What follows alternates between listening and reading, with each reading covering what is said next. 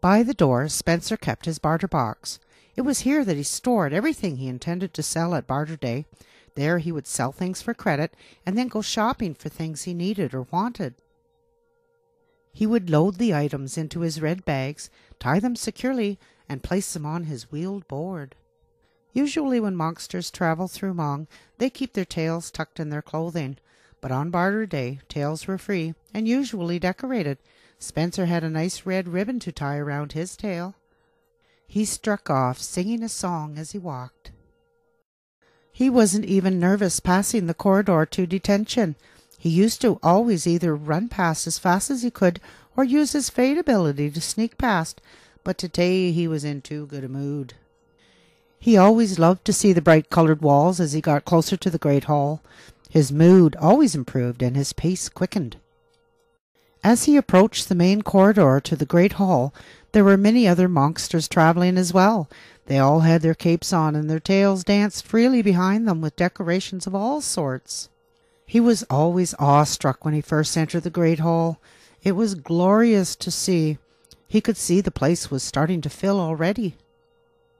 Security was always tight during barter day. The Kelly guards were at every entrance, and they patrolled the common areas. There wasn't a young monster alive who didn't dream of one day becoming a Kelly guard. He chose his seat, and they all waited for the address from the Elder Council. Spencer usually found the speeches boring, so he looked around trying to spot Uncle Max in the crowd. The hall was too large to pick out a single monster, so Spencer waited patiently for the speech from the Elder Council to end. Usually Spencer daydreamed during the speech, but today's announcement caught his attention. My fellow underdwellers, our latest scout patrol has brought back troubling news. The security of our entrance is at risk. Reports suggest enemies posing as farmers has infiltrated the area with battle creatures. The creatures travel in groups, so are difficult to dispatch. So far, the damage to the entrance has been minimal, but we fear exposure. We have begun surveying for an alternate entrance. We will keep you informed as we progress. Now please enjoy barter day.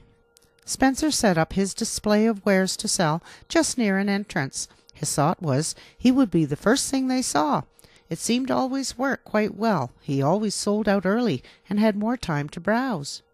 He finished his shopping and was heading home when he passed an entrance, and there was Uncle Max, Aunt Stella, Cousin Mel, and Baby Orble. He stopped for a moment. I wonder if Uncle Max ran into anyone from the clinic district today, he thought to himself. Well, don't you look smart in your handsome cape, Aunt Stella smiled. Thank you, Spencer responded. You look very beautiful today, Aunt Stella. She beamed. And she did. Uncle Max must be doing all right in the Elder Council, Spencer thought. Aunt Stella had on a new gown, not made from the traditional work socks that were so popular. He didn't recognize the fabric, but then again, outside of the capes they wore, the only thing he had ever seen was clothing made from socks. How's the new place? Cousin Mel asked sarcastically. Great. You should come over sometime and I'll show you around, Spencer responded almost as sarcastically. Baby Orble said, Spencer, and giggled at him.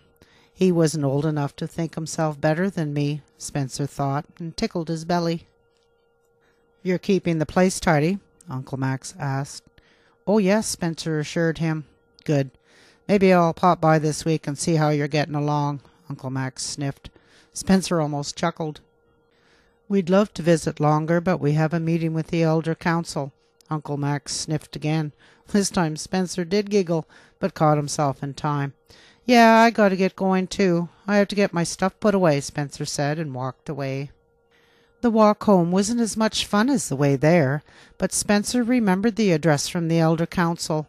So for the remainder of his walk home he was a brave scout, fighting battle creatures. He was just about to receive his Medal of Honor when he looked up and realized he was at his door. Spencer went inside and took his cape off. He inspected it to make sure he didn't spill anything on it.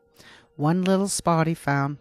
Aunt Stella would have made him wash it, but since she wasn't there, he picked at it with his fingernail, rubbed it on his shirt, and was satisfied that it would be fine for another week. He emptied his bags. He had traded for a tail decoration. It was a tail ring, and he couldn't wait to try it on. He put it on and admired it. It looked nice with the bow, too. Now he can either wear one or the other or both. What a great day! He took the ring and bow off and went to put them someplace special for next Barter Day. He looked at his clock. "Wonder if the Portal Master 2000 is up and running," he said. "I can never remember how long it takes." He went to the alcove to check, and sure enough, it was ready for use. Back to the clean-up room he went to get ready to go through the portal. Off came the horn cap. Once again he poked himself in the eye, trying to get the contact lens in. In went the phony teeth. He applied the pink dye. He had to change his shirt twice. Finally, the transformation was complete. He made his way to the portal. Once again he wished he could find the instructions to his portal that Uncle Max gave him. He gave one of the knobs a tiny turn. "That should just about do it," he said doubtfully. "I got an idea," he said. "I'm full of great ideas lately." He dug in the cupboard and found the longest piece of rope he could find and tied it to his shelf. He tugged on it to make sure it was strong enough. "Ha! I'm ready for anything," he said as he secured the rope around his wrist. He passed through the portal, ready for anything. Or was he?